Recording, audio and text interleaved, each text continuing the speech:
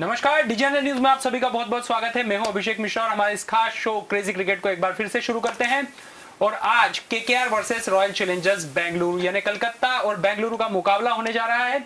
खास बात यह रहेगी कि रॉयल चैलेंजर्स बेंगलुरु चाहेगी कि यह मुकाबला जीते। पिछले मुकाबले में एक शानदार प्रदर्शन करने के बावजूद पंजाब के खिलाफ यह टीम जीत हासिल नहीं कर सकी थी। तो निगाहें विराट कोहली जैसे खिलाड़ी पर रहेगी, लेकिन क्या कुछ हो सकता है इस मुकाबले में, क्या आंकड़े कहते हैं और आखिर किसका पलड़ा भारी दिखाई दे रहा है, हमारे एक्सपर्ट से जान लेते हैं। हमारे साथ मौजूद हैं इंदौर डिवीजन क्रिकेट एसोसिएशन के सेक्रेटरी, जाने माने क्रिकेटर रहे और उसके साथ साथ आज नई पीढ़ी को ट्रेनिंग देने वाले देवाशीष निरोसे सर। सर आपका बहुत बहुत स्वागत है। Thank you.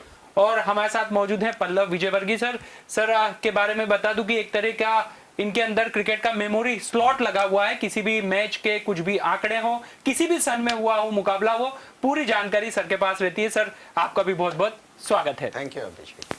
शुरुआत करते हैं, पहले कल के मुकाबले की बात करते हैं, क्योंकि कल जिस तरह से राजस्थान ने रॉयल प्रदर्शन किया और एक तरफा जीत हासिल की है हैदराबाद के खिलाफ, उससे निश्चित तौर पर हौसले राजस्थान रॉयल्स के बुलंद हुए होंगे, क्योंकि पिछले 2 सीजन में यह टीम बहुत ज्यादा बेहतर प्रदर्शन नहीं कर पाई थी। लेकिन इस बार जो शुरुआत की है, ये मानना पड़ेगा कि राजस्थान इस बार कम नहीं आकी जा सकती। सर क्या कहेंगे? बिल्कुल, देखिए जो हम जैसे बात कर रहे थे कि बहुत समय बाद या इनिशियल स्टेज वाली जो शेन वॉर्न वाली राजस्थान रॉयल्स की टीम को अगर आप देखते हैं तो इस बार इस संस्करण में ये टीम ऐसी लगती है कि वो पुरानी वाले लय में और पुराना कॉम्बिनेशन, देखिए अगर पूरा एज ए पैकेज अगर हम टीम को देखने जाए तो बैट्समैन हमने देख ही लिया उनको। पहले ओवर में यही एक एक्सपीरियंस का फ़र्क होता है कि बटलर पहले ओवर में ऑलमोस्ट 1 रन बना था, लेकिन उसके बाद जब हम यहाँ से जब निकले, मैं मतलब अपना प्रोग्राम करके हम निकले और जब गाड़ी में सुना तो 4 ओवर में 34-36 रन हो गए थे उनके, जबकि पहला ओवर जिसमें 1 ही रन बना था। तो ये एक एक्सपीरियंस प्लेयर का एक बहुत बड़ा होता है। फिर यशस्वी जायसवाल जिसको रिटेन किया, तो एक एडिशनल जो कॉन्फिडेंस लेवल वैसे ही प्लेयर का ही होता है कि इस फ्रेंचाइजी ने मुझे रिटेन किया है और मुझ में कुछ ऐसी चीज़ उनको दिखी है जिसकी वजह से मुझे रिटेन किया गया है, तो एक रिस्पॉन्सिबिलिटी और बढ़ जाती है। तो ये कॉम्बिनेशन जो हमको देखने को मिला, और उसके बाद जो बॉलिंग का कॉम्बिनेशन, भाई आपके पास चहल आ गए, चहल और अश्विन के आने से फर्क पड़ा, बोल्ट आपके पास आ गए हैं जो एक्सपीरियंस है।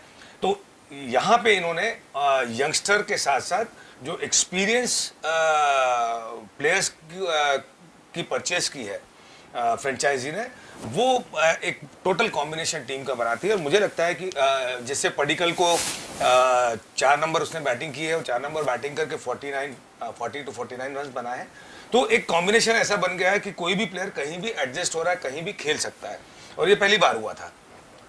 पडिक्कल ने लास्ट टाइम रॉयल चैलेंजर्स के लिए ओपन किया था, लेकिन वो उन्होंने एडजस्ट किया और उन्होंने एक चीज़ बोली है कि ये फ्रेंचाइजी ऐसी है जहां आपको होम एटमॉस्फेयर मिलता है, एक पारिवारिक माहौल ये फ्रेंचाइजी दे रही है। तो वहाँ पे जब ऐसी फ्रेंचाइजी का माहौल होता है जैसे हमने मुंबई इंडियंस में देखा है, तो मुझे लगता है कि क्रिकेट जो प्लेयर्स का एक बहुत बड़ा जो झिझक होती है या कहें जो एक टेंस वाला माहौल से बाहर निकाल के और कंफर्ट जोन प्रदान करती है जहां पे वो अपना बेस्ट डिलीवर कर सके। पल्लव सर, कल के मैच में खास बात ये रहेगी एक ट्रेंड जो हम कंडीशन आधारित ट्रेंड मानते हैं कि अब तक पिछले 4 मुकाबले हमने देखा जिसने टॉस जीता, पहले गेंदबाजी का फैसला लिया और बाद में रन चेज भी की। लेकिन कल हमने देखा कि सनराइजर्स हैदराबाद ने टॉस जरूर जीता, लेकिन वो टीम मैच नहीं जीत पाई। तो राजस्थान रॉयल्स ने कल कहीं ना कहीं एक नई उम्मीद ये बताई है कि अगर आप चारों तरफ बेहतरीन खेल का प्रदर्शन करेंगे तो कंडीशन भी मायने नहीं रखती। देखिए, राजस्थान रॉयल्स की तो जैसे दादा ने कहा कि कॉम्बिनेशन बहुत अच्छा बना करके वो आए हैं, लेकिन साथ में मैं हैदराबाद के लिए कहना चाहूँगा कि हैदराबाद बहुत बिखरी हुई टीम लगी। आप उनकी बॉलिंग लाइनअप आप देखें तो पहले ओवर से अगर भुवनेश्वर कुमार को आप देखें तो वो अपने लय में नहीं दिखे, और उसी का फ़ायदा उन्होंने राजस्थान रॉयल्स का पूरा उठाया। आप जोश बटलर को देख लें, आप संजू सैमसन को देख लें, ये अपने लय में दिखे पूरा है। और इनको जैसे जैसे मौका मिलता गया, ये पहला जबकि आप देखें पूना में ये फर्स्ट मैच है और फ्रेश विकेट पर मैच है, और टॉस जीत करके इसीलिए हैदराबाद ने पहले फील्डिंग ली थी कि वो जान ले कि कंडीशन क्या है। उनका निर्णय बिल्कुल सही था, लेकिन वो पहले ही ओवर से अपनी लय में दिखे ही नहीं, और वो लय उनकी बैटिंग में भी मिस दिखी। बॉलिंग तो उनकी फेल थी ही, 210 रन बनवा दिए, बैटिंग भी वो कंटिन्यू नहीं कर पाए, वो 29 रन पर 5 विकेट खो गए। राजस्थान रॉयल्स को बिल्कुल कहूँगा कि उन्होंने अपनी लय के पाने के लिए पहले ही मैच से जो एक कमिटमेंट चाहिए होता है वो दिखाया है, और बहुत बेहतरीन कंडीशन को के अनुसार उन्होंने देखा कि उनका गेम उनको किस दिशा में ले जाना चाहिए, वैसे खेले हैं। अभिषेक, कल एक बहुत अच्छा क्वेश्चन आपने पूछा था कि संजू सैमसन कप्तानी के लिए, तो यही एक फर्क होता है कि जब आपकी फ्रेंचाइजी का कॉम्बिनेशन टीम बहुत अच्छी हो जाती है, और उसके बाद कल आपने देखा उनका जिस तरह से बॉडी लैंग्वेज और जिस तरह से उनके चेहरे पे एक कॉन्फिडेंस लेवल था ना, निश्चिंता, मन माफिक टीम है, यस, निश्चिंता, वो हमको देखने को मिली थी। और आपका प्रश्न बहुत वाजिब था कि एक एक्सपीरियंस कप्तान के सामने एक यंगस्टर कैसी कप्तानी करेगा, और इतनी बड़ी टीम, बटलर उनसे ज़्यादा खेले हुए हैं, अश्विन उनसे ज़्यादा खेले, चहल उनसे ज़्यादा खेले, ये सब टीम को आप कैसे हैंडल करोगे वो इम्पोर्टेंट होता है। और जिस तरह से उनका बॉडी लैंग्वेज और उनके चेहरे पे एक बहुत निश्चिंता मुझे जो देखने को मिली, उस हिसाब से लग रहा था कि जो प्रैक्टिस सेशन में एक बहुत बेहतर कॉम्बिनेशन उनको मिला है, और वो उस इसमें हमको उनकी तारीफ करनी होगी कि इतने बड़े प्लेयर से भी उन्होंने परफॉर्मेंस निकलवाया। तो ये एक खासियत संजू सैमसन की जो कल मुझे देखने को मिली। सर, मेरा दोनों ही गेस्ट से ये सवाल है कि बल्लेबाजी, हम संजू सैमसन की बात करें कि एक जब खेलते हैं तो वाकई में बहुत आनंद आता है उनकी बैटिंग देखने में, और ये खिलाड़ी ऐसा है जो क्रीज के बाहर निकलने की जहमत नहीं उठाता, क्रीज के अंदर रहकर ही छक्के मारने में सक्षम है। ये कला कहां तक ले जा सकती? देखिए, हम हमेशा डिस्कस करते हैं, आपको ध्यान हो तो अपने पुराने संस्करण में भी हमने डिस्कस किया है कि ये एक ऐसा प्लेयर है जिसको जो चांस मिलने चाहिए नहीं मिल पा रहे हैं इंडियन क्रिकेट में, और ऐसा भी नहीं है कि उन्होंने उस लायक प्रदर्शन नहीं किया है कि उनको वो जगह वो अपनी सुरक्षित कर पाए। वे बेहतर प्रदर्शन करते आए हैं, और मुझे लगता है कि इतने जब यंगस्टर्स को चांस मिल रहा है और एम्पल अपॉर्चुनिटीज मिल रही, तो मुझे लगता है कि एक ये प्लेयर ऐसा है जो आपने बोला कि कहीं भी पैनिक सिचुएशन नहीं है, उसके पास फ्रंट फुट पे, बैक फुट पे, कट, पुल, सारे शॉट्स हैं, और कुछ तो मतलब अमेजिंग, कुछ शॉट तो जो कुछ 2-3 शॉट तो मुझे लगा कि ये प्लेयर यहाँ नहीं, प्लेयर को इंटरनेशनल क्रिकेट में होना चाहिए, और लंबे, और मैं आपको कह सकता हूँ कि वो एक ऐसा प्लेयर है कि अगर प्रॉपरली यूज हो गया, नर्चर हो गया, चांसेस अगर उसको दे दिए तो बहुत लंबे समय तक भारतीय क्रिकेट को वो अपनी सेवाएं दे सकते हैं। सर, कंसिस्टेंसी सबसे ज्यादा मैटर करती है इस खिलाड़ी की। हमने देखी कि खूबियों में कोई कमी नहीं है, लेकिन कंसिस्टेंसी थोड़ी सी हमें महसूस होती है कि वो जरूरत है इस खिलाड़ी के लिए। क्या कहेंगे? देखिए, वो हमेशा विश्वास करता है अपना नेचुरल गेम खेलने का, इसलिए वो कंडीशन को एसेस करे या ना करे, उसको मालूम है कि मेरा गेम जो है और उसका गेम है अटैकिंग, वो हमेशा अटैकिंग गेम पर ही बिलीव करता है। जहाँ पर उसके लायक कंडीशन मिल जाती है वहाँ तो वो एकदम आपको एक्स्ट्रा ऑर्डिनरी बैट्समैन लगता है, लेकिन जहाँ थोड़ा सा बॉलिंग सपोर्टिंग पिच आता है, जहाँ पे बॉल स्पिन हो रहा हो या स्विंग हो रहा हो, तो हमेशा कोई हार्ड हिटर बैट्समैन जो होता है, जो स्ट्रोक प्लेइंग बैट्समैन होता है, उसको कहीं ना कहीं अपने स्ट्रोक्स को थोड़ा सा रिस्ट्रिक्ट करना चाहिए। संजू सैमसन का आप हमेशा देखिएगा कि 2 पारियां वो बहुत अच्छी खेलते हैं, लेकिन फिर कहीं पर अगर थोड़ा सा बॉलिंग सपोर्टिंग पिच आता है तो वहां पर भी वो अपना नेचुरल गेम ही खेलने जाते हैं। ये बैटिंग पिच पे जहां उनके लायक कंडीशन है वहां तो बहुत प्लस पॉइंट है, लेकिन जहां पे बॉलर को उसके लायक कंडीशन मिल गई फिर वो तकलीफ देता है बैट्समैन को। ऐसे में संजू सैमसन जैसे बैट्समैन जो कि स्ट्रोक प्लेइंग अपना गेम हमेशा जारी रखते हैं, उनको वहां पर बस तकलीफ आती है, इसलिए थोड़ा सा कंसिस्टेंसी की कमी है। वैसे हैदराबाद की परेशानियां मुझे लगता है सर कि यहाँ से बढ़ती हुई दिखाई दे रही है। हम बहुत जल्दी, अभी तो टूर्नामेंट शुरू ही हुआ है, पहला ही मुकाबला था, लेकिन टीम जिस तरीके से बॉडी लैंग्वेज खिलाड़ियों की दिखाई दी, लगता नहीं कि मंसूबे खिताब तक पहुंचने के। देखिए, सबसे बड़ी चीज़ है कि आपका बैटिंग लाइन में वो एक बीच का जो एक स्लॉट है जो बहुत इंपॉर्टेंट होता है, उसमें अगर आप देखेंगे तो समद, केन विलियमसन के साथ समद है, राहुल त्रिपाठी है, अभिषेक शर्मा है, फिर ये ऐसे प्लेयर्स हैं, ये एक ऑर्डिनरी से थोड़ा सा ऊपर का परफॉर्मेंस हम कह सकते हैं कि ये लोग करते आए हैं, लेकिन इन लोगों में ऐसा नहीं कि ये कोई मैच विनर्स हो गए हैं या हाँ, कभी एक आध मैच में आपने कर दिया है तो ठीक है, लेकिन ऐसे कंसिस्टेंट परफॉर्मेंस नहीं है जिन पे आप पूरी टीम का और एक मिडिल ऑर्डर जो आपकी बैकबोन होती है उस पे आप अगर पूरा रिलाय कर पाए, वो मुझे नहीं लगता कि या कहीं ना कहीं ये चूक है कि जहाँ वो अपने प्लेयर्स को, अभी देखिए सारे फॉरेन प्लेयर्स भी नहीं अवेलेबल हैं, आते हैं, और जो हम बात कर रहे थे कॉम्बिनेशन की, थोड़ा सा समय, 2-3 मैच का समय लगेगा, जहाँ जो टीम बेहतर कॉम्बिनेशन बना लेगी वो आगे बढ़ती जाएगी, जो कॉम्बिनेशन नहीं बना, और ऐसा होगा कुछ टीमों के साथ, ऐसा होगा कि कॉम्बिनेशन बनाने में तकलीफ होगी, तो आप उनके परफॉर्मेंस को भी देखेंगे कि वो परफॉर्मेंस उनका उस तरीके से जिस तरह से हम सब एक्सपेक्ट करते हैं बड़े बड़े नामों के साथ, बड़े बड़े प्लेयरों के साथ, हो सकता है कि वो उस पे खड़े नहीं उतर पाए। पल्लव सर, एक समय श्रीकांत इस टीम से जुड़े हुए थे हैदराबाद से, तब हमने देखा कि जुझारू दिखाई देती थी टीम, आखिरी तक लड़ती दिखाई देती थी ये टीम, लेकिन पिछले 2 सालों का यदि हम इतिहास उठाएं तो अच्छा खेलने के बावजूद ये टीम जो खिताब जिसकी दावेदारी है वहां तक पहुंचने में कामयाब नहीं हो पाई। ये कहाँ चूक मानते हैं आप? देखिए अभी इस सीजन में तो बहुत अर्ली फेस है, पहला मैच है, आपको लय नहीं मिली, कोई बात नहीं, लेकिन हाँ ठीक है, अगर टीम कॉम्बिनेशन अच्छा बना करके ये खेलते हैं। पिछले 2 साल से ये जरूर थोड़ा सा डिस्टर्ब थे, इनके डेविड वार्नर वगैरह वो मतलब फॉर्म में नहीं थे। इस बार केन विलियमसन के हाथ में है, थोड़ी सी नई टीम इन्होंने अपने बनाई है, हाँ वो शुरू से उनको मिली है, ये डेफिनेटली ये टीम थोड़ा सा लय पा लेगी और अच्छा करेगी। थोड़ा बॉलिंग भी इनके पास एक नपी तुली है, बैटिंग भी इनके पास नपी तुली है। कल का मैच अगर आप छोड़ दें कि इनको लय नहीं मिली, कोई बात नहीं, लेकिन अगले कुछ मैं आगे देखता हूँ कि 3-4 मैच के बाद से फिर आप कंडीशन को एसेस करना शुरू करेंगे कि टीम का एक्चुअल करंट फॉर्म क्या है। और इसमें अभिषेक एक बड़ी उपलब्धि कल के अगर मैच की बात करें तो कामरान को हमको बहुत अच्छे से यूज़ करना पड़ेगा।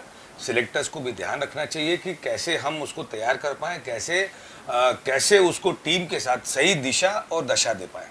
देखिए ये वो स्टेज पे है कि वो कहीं भी इधर उधर भटक सकते हैं, उससे बेहतर है कि हम कैसे उसको, कई उदाहरण है हमारे साथ, कैसे हम टीम के साथ उसको अकोमोडेट करा के कैसे टीम के साथ ट्रैवल करा सकते हैं, कैसे साइड मैचेस में खिला के उसको नर्चर कर सकते हैं। He is very good. जो कंसिस्टेंट स्पीड के साथ जो बॉल डाला है उन्होंने, और कुछ बॉलें वाकई एक जो क्लास, एक फास्ट बॉलर का जो एक क्लास होता है उस तरह से मुझे दिखी है। तो मुझे लगता है कि ये एक ऐसा प्लेयर है जिसको हमको बहुत तरीके से ग्रूम करना चाहिए। डेफिनेटली वो बहुत कुछ आगे कर पाएगा। तो राजस्थान ने रॉयल प्रदर्शन के माध्यम से बता दिया है कि इस सीजन में ये टीम कुछ खास इरादे लेकर उतरी है। लेकिन दूसरी तरफ बात की जाए तो 2 बड़ी टीमों के बीच आज मुकाबला होने जा रहा है, केकेआर वर्सेस आरसीबी। बेंगलुरु ने पिछले मुकाबले में पंजाब के खिलाफ 205 रनों का लक्ष्य प्राप्त किया था, लेकिन उसके बावजूद ये टीम जीत नहीं सकी। सर देखिए, हम वही बात करते आते कि कहीं ना कहीं वो चोक होने वाली चीज है, या वो आत्मविश्वास उनमें वो बन ही नहीं पा रहा है कि हम भी कुछ बहुत अच्छा इस आईपीएल में कर सकते हैं। शुरू से लेकर अभी तक देखेंगे तो कई बार ऐसा लगता है कि ये टीम बहुत अच्छी है, बहुत अच्छी है, बहुत अच्छी है, लेकिन जब क्रंच सिचुएशन आती है जहाँ पे लगता है कि इनको परफॉर्म करना चाहिए, वहाँ हमेशा उन बड़े नामों के साथ निराशा हाथ लगी है। और सबसे ज्यादा प्रयोग इसी टीम ने किया। और सबसे ज्यादा प्रयोग नहीं, देखिए यही खासियत है कि वो कोशिश कर रहे हैं, लेकिन हमें भी लगता है कभी तो कामयाब होंगे, कभी तो होंगे कामयाब एक दिन। एक दिन। यही होता है, यही क्रिकेट की खूबसूरती है, यही इसी आईपीएल की खूबसूरती है कि आप प्रयास करते रहिए। आप अगर जहां थोड़ा सा भी ग्रांटेड लेते हैं कि जहां आपको लगता है कि नहीं हम ही शहंशाह हैं, हम कर लेंगे, या हम पूरा प्रॉपर स्टडी करके नहीं जाएंगे, या पूरा एनालाइज करके नहीं जाएंगे, तो मुझे लगता है कि वहां आप चकमा खा सकते हो।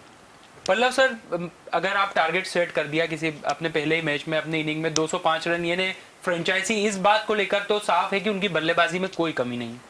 पहले मुकाबले में खामी सबसे बड़ी उभर कर सामने आई तो वो गेंदबाजी। सिराज जो मेन बॉलर हैं, उनके 4 ओवर में उन्हें तकरीबन 59 रन उन्होंने लुटा दिए। तो ये एक बड़ी चिंता यहाँ पर किस तरीके से दूर करेगी टीम आज के मैच? देखिए अभिषेक, थोड़ा सा मैं आपको बैकग्राउंड में ले जाऊंगा। जब आईपीएल चालू हुआ था तब इस टीम ने सबसे पहले वाले सीजन में राहुल द्रविड़, मिसबाह उल हक जैसे कुछ खिलाड़ियों को ले लिया था। तो वहाँ पर इन्हीं के जो दोस्त है, उस समय इसके मालिक थे विजय माल्या, तो मजाक बनाई थी उनके दोस्तों ने कि तूने T20 की नहीं, तूने टेस्ट मैच की टीम बना ली है। उसके बाद से उनके दिमाग में न जाने क्या हुआ, वो जब भी फ्रेंचाइजी के लिए कुछ प्लेयर्स की नीलामी में जाते, खरीदी करने जाते हैं, तो सारा धन अपना बैटिंग पे ही खर्च कर देते हैं वो सब बैट्समैनों पे। आप चाहे AB डिविलियर्स देख लीजिए, बीच में युवराज सिंह देख लीजिए, इनकी बैटिंग ऑर्डर बहुत स्ट्रांग रहती है, लेकिन बॉलिंग इनकी सिर्फ एक बार स्ट्रांग थी, वो थी 2009 में, जब अनिल कुंबले और जहीर खान जैसे बॉलर थे, और उस साल ये फाइनल खेले। वो सीजन हमारा दक्षिण अफ्रीका में खेला गया था, फाइनल में डेक्कन चार्जर से हार गए थे बस ये। उसके बाद कभी भी आपने RCB की बॉलिंग उतनी अच्छी नहीं देखी। आपको एक आधा बॉलर मिलेगा, पिछले साल युजवेंद्र चहल थे, उसके अलावा हर्षल पटेल ने कुछ थोड़ा बहुत कर दिया। अब इस बार कप्तान चेंज हो गए हैं, तो फैफ डू प्लेसिस को यही नहीं मालूम था कि पिछले साल का जो Harshal Patel highest wicket taker था उनकी फ्रेंचाइजी का, उसको 6ठे नंबर पे बॉलिंग करवाइए उसने। आप किसी मेन बॉलर को आप 6ठे नंबर पे बॉलिंग करवाएंगे, वो भी 20 ओवर के मैच में जहां आपको 202 रन रोकना है। आपने जब पूरा मैच खत्म हो गया, आपका हाथ से निकल गया, तब आप आपके जो मेन बॉलर जिसको आपने एज ए बॉलर खिलाया है, उसके हाथ में कमान दे रहे हैं, उसके हाथ में कुछ बचता नहीं है। अब ये कप्तान चेंज हुआ है और टीम कॉम्बिनेशन चेंज हुआ है, तो इनको बहुत समय लगेगा इसको समझने में कि हमारी टीम की एक्चुअल स्ट्रेंथ क्या है। बैटिंग तो आपने ले ली, ठीक है, ग्लेन मैक्सवेल नहीं है, पर ग्लेन मैक्सवेल की कमी कहाँ खलने दी आपने? आपने 202 रन बना लिए। अब आपके पास बॉलिंग नहीं, आप बोल रहे जोश हेजलवुड नहीं है। अगर जोश हेजलवुड होते भी आपकी टीम में, तो आप उस कप्तान उसका यूज क्या करते हैं? जो मेन बॉलर है उसका तो यूज आपने नहीं किया, और यही कारण है कि वो रन भी जो थे 202 रन वो इजीली चेस हुए। ऐसा नहीं है कि वो कोई मैच लास्ट ओवर में गया हो और 2 बॉल पहले चेस हुआ, वो बहुत इजीली चेस हुए। तो यहाँ पर आपको आपकी स्ट्रेंथ को पहचानना पड़ेगा। नए कप्तान है फैफ डू प्लेसिस। अभी तो आप देखें कि आज के मैच में आप Faf du Plessis, Virat Kohli और दिनेश कार्तिक, इन्हीं पर डिपेंड है। आप दिनेश कार्तिक को भी अब उस कैटेगरी का बैट्समैन नहीं मान सकते जो वो पूरा जिस समय वो इंटरनेशनल क्रिकेट खेलते थे और तब हुआ करते थे। डेफिनेटली इस टीम को अभी बहुत मेहनत करने की जरूरत है। और मेहनत के साथ साथ एक खिलाड़ी जो जब भी जिस भी टीम में होता है सबसे ज्यादा निगाहें होती है, और वो है विराट कोहली। सर क्या कहेंगे, क्योंकि अब बॉल भी ले रहे हैं, थोड़ा अपना लंबा स्कोर करने का प्रयास भी कर रहे हैं, लेकिन सफलता उस उम्मीद के मुताबिक नहीं। देखिए, एक लंबे समय बाद एक बहुत अच्छी लय के साथ उन्होंने बैटिंग की है। अब चूंकि पहला ही मैच था और पहले मैच में भी उन्होंने जैसा विराट बैटिंग करते हैं उस तरह से कुछ हमको ग्लिम्पसेस दिखे हैं उनके। लेकिन यह है कि विराट का खेलना बहुत ज़रूरी है। आपके पास ABD नहीं है, और वो जो स्लॉट है वो आपको डबल रोल प्ले करना, मतलब आपका वो ABD वाला भी रोल आपको विराट को ही प्ले करना है। तो मुझे लगता है कि विराट ने जिस तरह से पहले मैच में स्टार्ट किया है, मुझे लगता है कि हम पुरानी लय वाले विराट को देख सकते हैं। हमारी इच्छा वही है कि हम वो देखें, बट यही होता है कि एक इंटरनेशनल क्रिकेट का और एक ऐसे खेल का वो जो प्रेशर होता है वो किसी भी बड़े खिलाड़ी को भी नहीं छोड़ता है, जो हमको विराट में देखने को मिला है कि विराट को भी वही स्थिति से गुजरना पड़ रहा है। और हाँ, वो एक बहुत जुझारू खिलाड़ी है, बड़े खिलाड़ी हैं, तो वो जल्दी कोप करेंगे, लेकिन यही है कि वो कितनी जल्दी कर पाते हैं और जल्दी करके फ्रेंचाइजी को कितनी मदद कर पाते हैं एक स्ट्रेंथ, एक पिलर बन के। कि हमने वो विराट को देखा है जब वो विराट 500-700 रन उस संस्करण में बहुत आसानी से बना, मतलब मालूम ही नहीं पड़ता था विराट को। कभी हमने बहुत एक्स्ट्राऑर्डिनरी कहीं ऐसा मारते हुए नहीं देखा। वो चुपचाप ही उनके रन्स बनते जाते हैं, और जब बेवन ऑस्ट्रेलिया के जो हमें दिया, और जब हम बाद में देखते हैं तो मालूम पड़ता है कि अरे इतना बड़ा स्कोर विराट का खड़ा हो गया। और जब वो खेलते हैं तो सामने वाले को भी खिलवाते हैं। तो वो जो पार्टनरशिप होती है वो बहुत इंपॉर्टेंट है। और जो पल्लव ने कहा कि डेफिनेटली इसमें डुप्लेसिस के साथ साथ जो थिंक टैंक है उनको भी समझना चाहिए था कि जब आपका जो मेन बॉलर है उसको आप कैसे यूज़ करें, कहाँ यूज़ करें, कब यूज़ करें। तो मुझे लगता है ये हो सकता है उनका कोई और स्ट्रेटजी हो कि वो उसको शायद ट्रम्प कार्ड की तरह यूज़ करके बाद में ला रहे हों, या बाद के ओवर्स कराने का जो भी थिंक टैंक का होगा। लेकिन हाँ, यह है कि विराट को हम इस बार मुझे लगता है कि नए लय में हम देख पाएंगे। क्या कहेंगे पल्लव सर? नहीं, डेफिनेटली विराट तो देखिए अपना काम करते ही आए हैं। हाँ। मुश्किल से कभी 2-4 मैच में वो आउट ऑफ फॉर्म रहे हों, लेकिन हमेशा से वो अपना पर एक लंबी इनिंग का अपना इंतजार है परफॉर्मेंस सर। करते एक हैं। हाँ लंबी ठीक है, इनिंग। लंबी इनिंग खेलने का अभी तक उनके पास ऐसा मौका नहीं मिल पाया। पिछले मैच में भी आप देखा जाए तो वो नॉट आउट आए हैं 41 पर।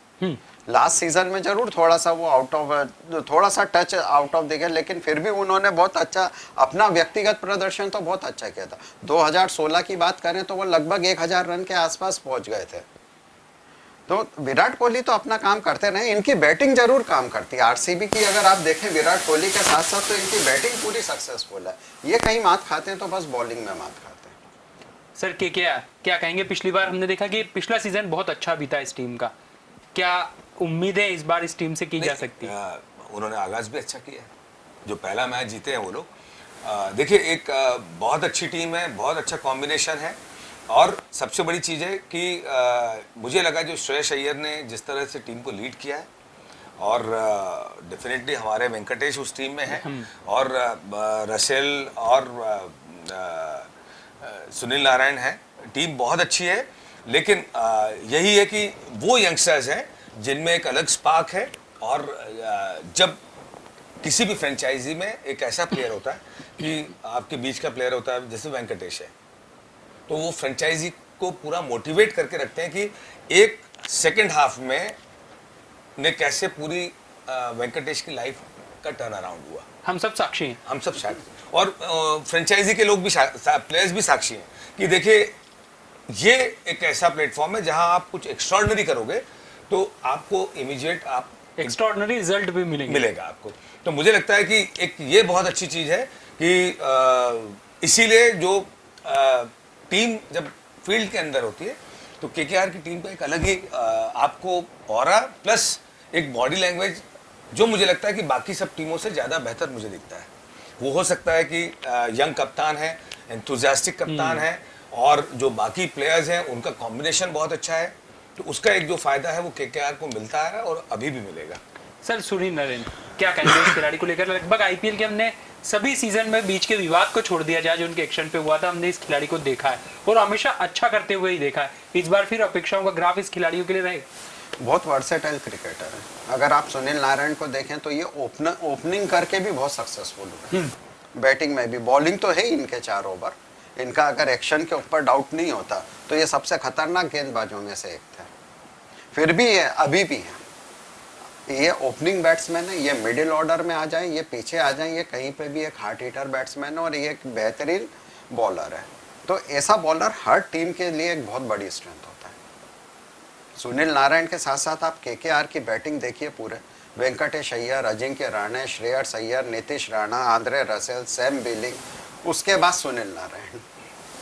तो आपको इनकी जो बैटिंग लाइनअप है वो बहुत शानदार है, और ऐसे में सुनील नारायण, आंद्रे रसेल से मुझे इस सीजन में बहुत उम्मीद है कि वो इंडिया में खेल रहे हैं और इंडिया में बहुत सक्सेसफुल है। हाँ, अब तक का वो अभी तक के पहले 2 सीजन जो थे वो यूएई में रहे हैं, लेकिन इस सीजन में वो देखिएगा आप कि वो बेहतरीन अपनी हार्ड हिटिंग दिखाएंगे। देखिए इसमें एक और इम्पोर्टेंट चीज़ सुनील नारायण के लिए है कि वो प्लेयर को सस्पेक्ट एक्शन की वजह से लेकिन उसके बाद भी फ्रेंचाइजी आपको रिटेन कर रही है। आपने बैटिंग में तो कर ही रहे हैं, बॉलिंग भी बहुत इंपॉर्टेंट है। आपने अपने उस बॉलिंग एक्शन में चेंज लाके, और उतने इफेक्टिव नहीं लेकिन इफेक्टिव है। देखिए जहां हम कल ही बात कर रहे थे कि फ्रेंचाइजी तोल मोल भावताव, किस प्लेयर को कितना खर्च करना नहीं करना, ये बहुत प्रोफेशनलिज्म है। उसके बावजूद भी अगर फ्रेंचाइजी उन पर विश्वास जता रही है और उनको पूरी तरह प्रॉपर तरीके से यूटिलाइज कर पा रही है उनकी एबिलिटी कैपेबिलिटी को, तो आपको ये तो मानना पड़ेगा कि उस प्लेयर में कुछ अलग तो है। और सबसे बड़ी चीज़ है, यंगस्टर्स के लिए मैं कहना चाहूँगा कि सुनील नारायण से सीखना चाहिए कि आप पे वो एक दबाव था कि आपका बॉलिंग एक्शन सस्पेक्ट था, लेकिन आपने उसके बाद कमबैक किया, अपने आप को इम्प्रूव किया और वापस आप उस स्तर को पाने के लिए ललायते हैं, कोशिश कर रहे हैं, जहाँ एज आपके लिए बाहर नहीं है। ये एक यंगस्टर के लिए आसान होता, लेकिन सुनील नारायण जैसे प्लेयर के लिए नहीं होता, तो आपको उठा के बाहर कर दिया जाता है, जैसे और कई बड़े प्लेयर्स के साथ हुआ है। लेकिन यही आपका जुझारूपन है जो आपको वापस खेलने के लिए और फ्रेंचाइजी को इतना भरोसा करने के लिए बाध्य कर रहा है। पल्लव सर, श्रेयस अय्यर की जितनी तारीफ की जाए कम, क्योंकि अगर हम भारतीय टीम को देखें तो या किसी भी अंतर्राष्ट्रीय क्रिकेट टीमों में देखें तो अब हम देखें कि ऑलराउंडर्स की वैल्यू बहुत ज्यादा बढ़ गई है। ऐसे में जो बल्लेबाज स्पेशलिस्ट होते हैं उनकी कंपटीशन भी बहुत ज्यादा टफ होती जा रही है। ऐसे में खुद को कायम रखना, कंसिस्टेंसी दिखाना अपने खेल में, और अब तो बतौर कप्तान भी खुद को फिट करने में लगे हुए हैं और अब तक का उनका प्रदर्शन भी उम्दा रहा है। क्या कहेंगे इस खिलाड़ी को लेकर? नहीं, डेफिनेटली देखिए, कूल माइंड है, वो जानते हैं उनका गेम क्या है और एक सेंसेबल क्रिकेटर है। ऐसा नहीं कि वो हार्ड हिटिंग नहीं जानते हैं, उन्हें मालूम है हार्ड हिटिंग भी वो जब करना है तभी करते हैं। वो मैच के सिचुएशन में अपने आप को ढाल लेते हैं। इस प्लेयर को, ये बॉम्बे से आते हैं और बॉम्बे में एक मतलब एक टेंडेंसी रही है शुरू से, एक सेंसेबल बैट्समैन आए हैं, बैट्समैन की भरमार आई है बॉम्बे से और वो हमेशा सेंसेबल रही है। बॉम्बे में सिखाया जाता है कि आपका गेम क्या है, वहाँ पे आपके विकेट की वैल्यू सिखाई जाती है, जो अभी मुझे आप वेंकटेश अय्यर में थोड़ी कमी दिखती है। केकेआर से खेलते हुए कभी कभी विकेट थ्रो करके आ जाते हैं। आप बम्बईया क्रिकेटर्स को देखिए, आप श्रेयस अय्यर की बैटिंग देखिए, इनको मालूम है इनके विकेट की वैल्यू क्या है और ये मैच की सिचुएशन के अनुसार ढल करके। ये कमी हम ऋषभ पंत में भी देखते हैं। हाँ है, वो भी है। जितने हार्ड हिटिंग बैट्समैन होंगे उनमें ये कमी होगी। लेकिन ऋषभ का एक प्लस है कि जब वो करते हैं तो पूरा तो खत्म बड़ा ही कर- करते हैं, मतलब वो मैच खत्म कर देते हैं। तो देखिए, ऋषभ का अगर हम कहें तो उनको अपनी जो स्टाइल है उस पर भरोसा है और उनसे हम अगर ये एक्सपेक्ट करेंगे, धीरे धीरे वो मैच्योर होंगे डेफिनेटली और फर्क दिखता जा रहा है। लेकिन अगर हम उनको ये कहेंगे कि अपना स्टाइल चेंज करके अगर वो बैटिंग करें तो फिर बिगड़ जाएगी बात। वो चीज़ नहीं मिलेगी। हाँ, आप ये जरूर है कि धीरे धीरे हम उनकी बैटिंग स्टाइल में वो मैच्योरिटी का देख रहे हैं कि जो एक बड़े खिलाड़ी को कैसे तैयार होते हुए हम देखते हैं, कि कैसे खिलाड़ी को बहुत बड़े खिलाड़ी में परिवर्तित होते हुए देखते हैं। वो मुझे लगता है कि वो बहुत जल्दी अडॉप्ट कर रहे हैं चीज़ों को। सर, आप ट्रेनिंग देते हैं, मैंने पिछले सीजन में भी आपसे सवाल किया था कि बैट पकड़ने का जो स्टाइल होता है, बैट को पकड़ने का, हम देखिए अलग अलग होता है। कोई बॉटम से पकड़ता है, कोई थोड़ा ऊपर पकड़ता है। हम देखिए श्रेयस अय्यर बॉटम से हैंडल पकड़ते हैं, वो उसका क्या फर्क पड़ता है? उसके पीछे टेक्निकली कितना साउंड खिलाड़ी होता है? नहीं, देखिए, ये कोई टेक्निकली साउंड वाला नहीं है। देखिए क्या होता है, मुंबई से सचिन है ना, सचिन भी बॉटम हेवी बैट लेते थे। हाँ, हेवी बैट प्लस और नीचे से पकड़ते। अब जब आप सचिन को देखते हैं खेलते हुए तो सारे के सारे सचिन बनना चाहते हैं, तो वहाँ हर सचिन की स्टाइल को और उसको आप फॉलो करते हैं। डिपेंड करता है कि आपको, मेरा ये मानना है कि कौन सी ग्रिप में आप कंफर्टेबल हैं, जहाँ से आप बेहतर प्रदर्शन कर पा रहे हैं, और सबसे बड़ी चीज़ है ओरिजिनल। आपने जब से क्रिकेट खेलना शुरू किया है तब से आप किस ग्रिप से खेल रहे हैं, थोड़ा बहुत आप रेक्टिफिकेशन कर सकते हैं, लेकिन अगर कहीं पूरा चेंज करने जाते हैं तो वहाँ निश्चित तौर पे आपकी लय आप खोते हैं। और मालूम पड़ता है, कई बच्चों को हमने देखा है, कई प्लेयर्स को ऐसा देखा है कि जो अपना ओरिजिनल एक्शन तक भूल गए। मैं एक बहुत अच्छा किस्सा आपसे शेयर करना चाहता हूँ कि मैं, कपिल पाजी, मनिंदर सिंह, हीरू हिरवानी और चेतन, हम लोग फाइनल था दिलीप ट्रॉफी का, हम कपिल पाजी के रूम में ही थे।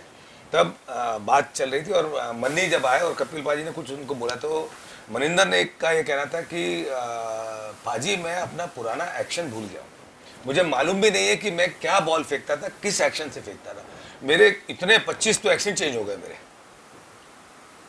तो कपिल पाजी ने यही उसको बोला था कि देखिए, यही एक जरूरी है कि आपका ओरिजिनल क्या है, किस एक्शन से या किस स्टाइल से आप उस लेवल तक आए। इंडिया तो आप उसी स्टाइल से खेले थे, उसी एक्शन के साथ खेले थे, ओरिजिनल वन। तो बोले आपने चेंज करने से पहले आपको 10 बार सोचना चाहिए कि उससे उसका इम्पैक्ट क्या है। क्या आपको बेहतर कर पा रहा है तो ठीक है, अगर बेहतर नहीं कर पा रहा तो आपको अपने ओरिजिनल पे ही अडिग रहना चाहिए। पल्लव सर, फाफ डुप्लेसिस हम देखें पिछले सीजन में तक चेन्नई के साथ में खेलते थे और पिछले सीजन में अगर जीती है चेन्नई कप तो उसमें इनकी भूमिका को नजरअंदाज नहीं किया जा सकता। अभी भी हमने देखा कि उसी लय के साथ ये खिलाड़ी बल्लेबाजी करता हुआ दिखाई दे रहा है। नहीं, डेफिनेटली वो तो इंटरनेशनल लेवल पे एक जमे जमाए खिलाड़ी हैं। साउथ अफ्रीका के सबसे मेन बैट्समैन है, कैप्टन रह चुके हैं साउथ अफ्रीका से। तो जो एक अंतर्राष्ट्रीय स्तर का बैट्समैन होगा वो डेफिनेटली बहुत अच्छा ही होगा। आज आप सिर्फ आईपीएल की बात ना करें, आप अगर बिग बैश लीग देखते हैं, आप अगर साउथ अफ्रीका में रैम स्लैम T20 देखते हैं, तो फैफ डुप्लेसिस को अभी कुछ साबित नहीं करना है, वो साबित कर चुके हैं, वो एक बहुत बेहतरीन प्लेयर है। वो बैट्समैन भी बहुत अच्छे हैं, चाहे जैसी कंडीशन दे दीजिए वह अच्छा ही प्रदर्शन करेंगे। उनकी बैटिंग में वो एक क्लास है, वो इंटरनेशनल क्लास है पूरा, और वो जानते हैं कि कंडीशन के अनुसार कैसे अडॉप्ट करना है और किस तरीके से उनकी फ्रेंचाइजी को ज़रूरत है, वो उस ज़रूरत में ढल करके ही बल्लेबाजी करते हैं। और अब बात कर लेते हैं फेवरेट टीम की। सर, फेवरेट टीम आज आपकी कौन सी? देखिए, जिस तरह से कॉम्बिनेशन है, जिस तरह से टीम परफॉर्म करती आ रही है, मुझे लगता है कि केकेआर डेफिनेटली एक एडिशनल एज लेके टीम जा रही है। पर मैं चाहूँगा कि बैंगलोर एक ऐसी टीम है जो एक बहुत अच्छा चार्म बना के रखती है, एक इंटरेस्टिंग लीग को बनाए रखती है। तो मुझे लगता है कि बैंगलोर को कुछ अच्छा करना चाहिए। उम्मीद अच्छे क्रिकेट के लिए। अच्छे देखिए, इंटरेस्टिंग लीग, इंटरेस्टिंग बनी रहेगी। प्लेयर्स बड़े प्लेयर्स हैं और दर्शकों को भी उन बड़े प्लेयर्स को देखने का एक मौका मिलेगा। तो मुझे लगता है कि केकेआर बेटर एज है, लेकिन मैं चाहूँगा कि उस लय में बेंगलुरु को मैं देखना चाहूँगा। सर, आपकी फेवरेट टीम? केकेआर, कोई डाउट नहीं, बैटिंग लाइनअप बहुत अच्छी है। पिछला मैच आप छोड़ दें, ठीक है, चेन्नई सुपर किंग थोड़ी सी आउट ऑफ फॉर्म थी, लेकिन केकेआर में इसलिए क्योंकि बैटिंग लाइनअप भी अच्छी है और बॉलिंग के लिए अभी थोड़ा सा वीक है। मैं जानता हूँ केकेआर की बॉलिंग थोड़ी सी वीक है, लेकिन उस बॉलिंग में भी केकेआर इस आरसीबी के खिलाफ तो स्ट्रॉन्ग ही है।